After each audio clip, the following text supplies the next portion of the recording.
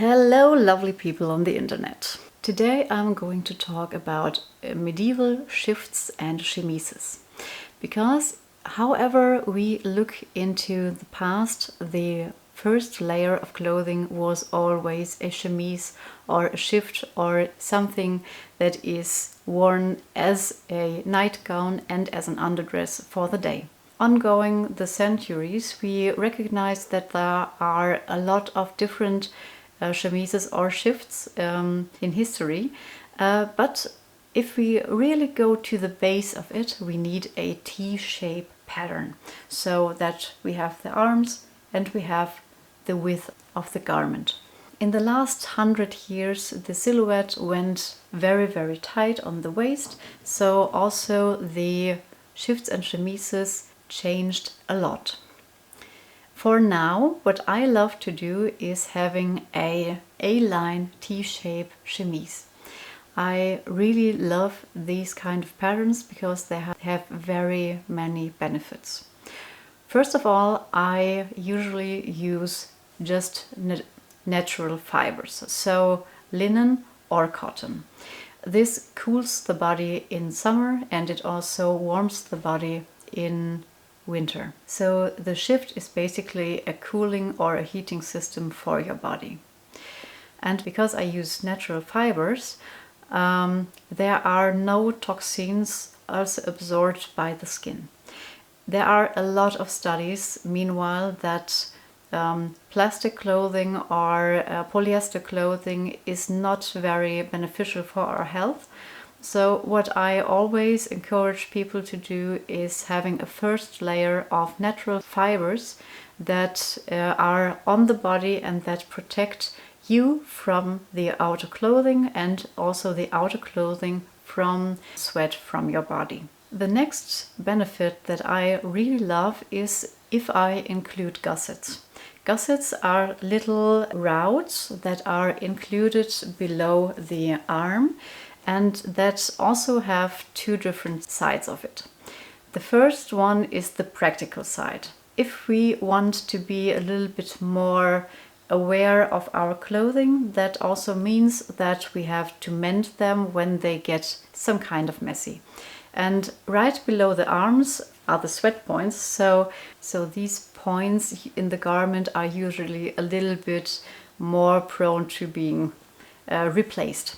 So this is also the first thing that I really like, because if these points get kind of messy and we can't wash them out, because if we use a lot of cotton, sometimes it gets stinky and it stays in, although you wash it with the highest chemicals, but sometimes it just stays in.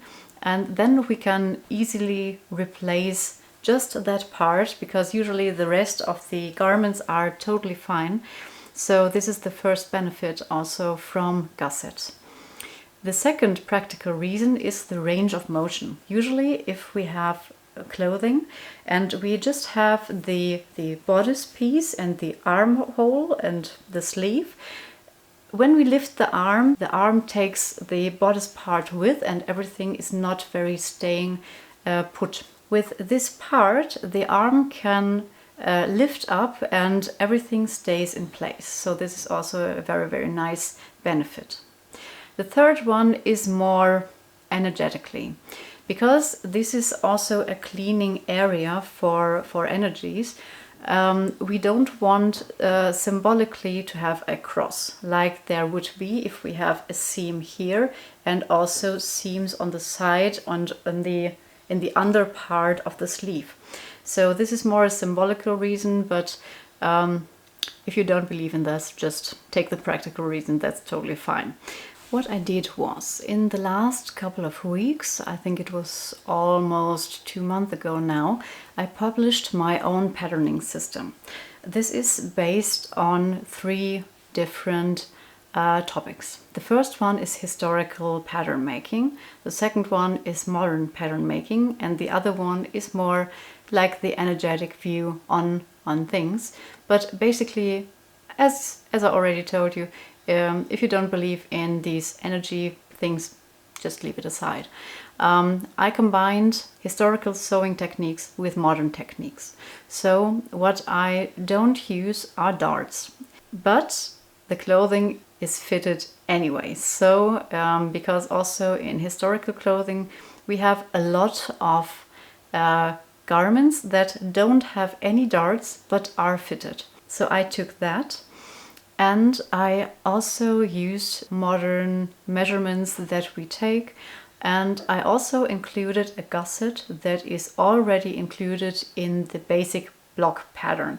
So if you do this pattern, you have a 2D form of your body, including a gusset. And I also did now an underdress course where you can learn how to sew an underdress perfectly fitting for your body. Because what I also recognized was that in a lot of these tutorials that you see online, that it's not really taking your measurements into account. And it usually looks very big, or it is too tight on certain areas. So what I always use is I take my personal bodice block and then I do the pattern based on that.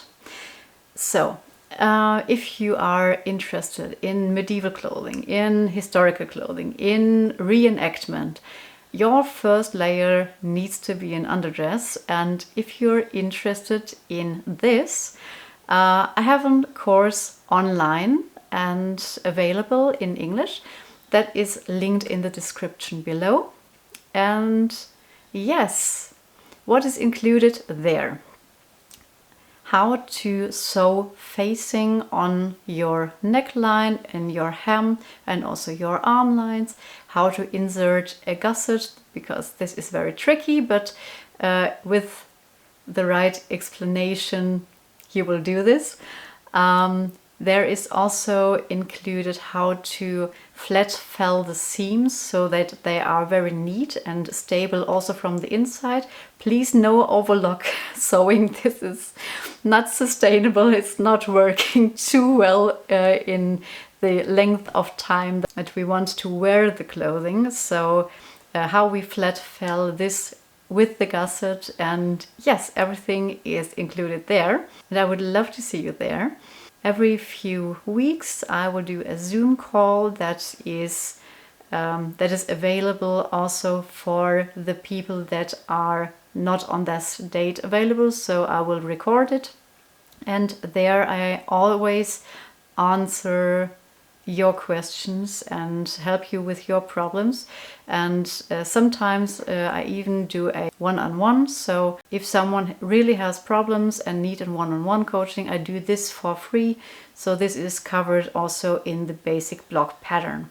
So what you will get is you have my personal sewing technique with pattern making, and you will learn month by month, because every month comes a new course out, so that you learn sewing step by step from the really basic clothing. And I would love to see your medieval and historical clothing, and yeah, I will help you along the way.